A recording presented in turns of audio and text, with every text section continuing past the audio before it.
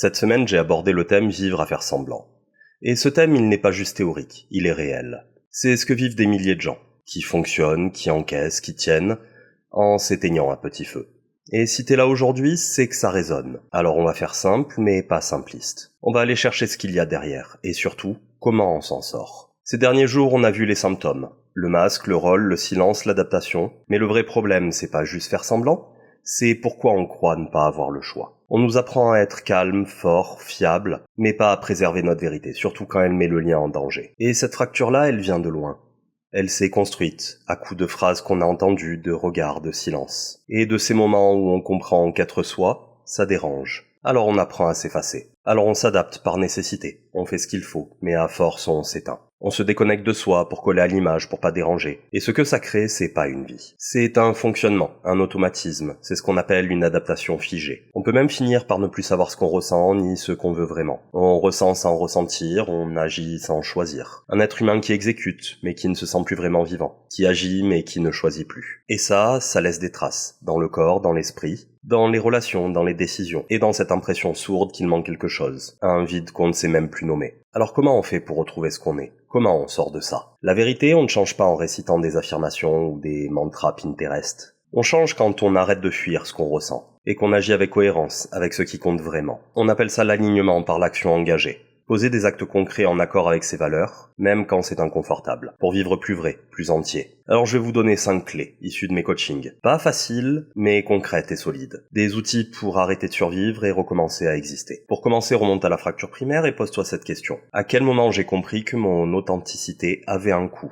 Repère la première situation, parfois anodine, où tu t'es effacé pour préserver la relation. En psychologie de l'attachement, c'est le moment où l'enfant sécure devient évitant ou anxieux, parce que son expression dérange ou n'est pas vraiment accueillie. Et c'est à ce moment-là que se forme le pacte. Si je suis lisse, silencieux, adapté, alors je serai accepté. Et ce pacte, c'est la matrice de ta stratégie de survie. Le conscientiser, c'est le premier pas pour le désactiver, et pour reprendre ton propre langage intérieur en main. Ensuite, il faut cartographier ton automatisme. Prends une situation précise et tu vas la décrire en 5 strates. Ce que tu ressens, qui est ton émotion primaire. Ce que tu fais, qui est ta réaction visible. Ce que tu caches, comme un besoin, une peur. Ce que tu évites, le rejet, le conflit, la honte. Et enfin, pour finir, ce que tu ressens après.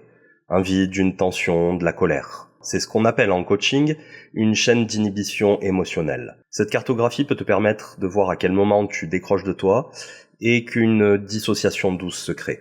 Demande-toi qui agit à ce moment-là, moi ou mon conditionnement. Et identifier cette boucle, c'est déjà commencer à la court-circuiter. Ensuite, tu peux continuer avec un exercice simple.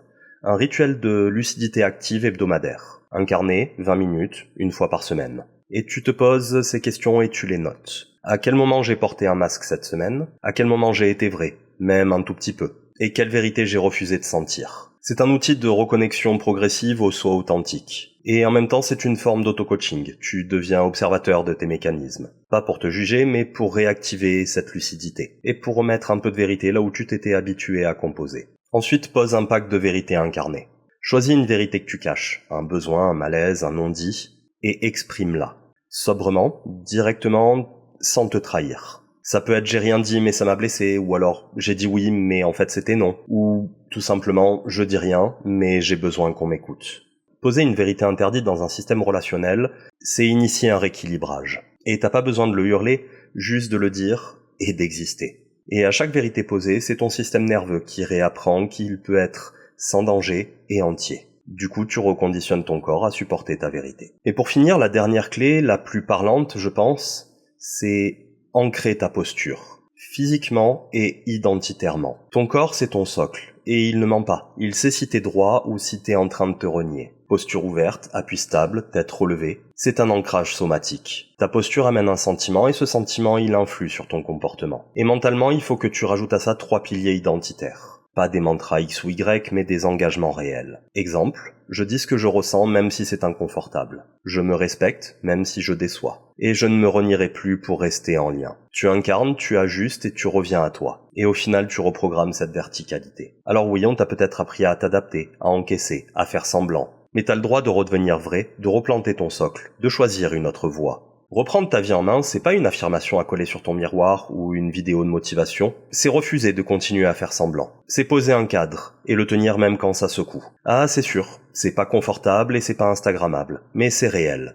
et ça personne ne peut te l'enlever. Parce que le vrai c'est pas toujours rassurant, mais c'est ce qui rallume. Et c'est pour ça que Tiwaz existe, pour ceux qui en ont marre de survivre. Alors abonne-toi, parce qu'ici on fait pas semblant, on revient à soi pour de bon.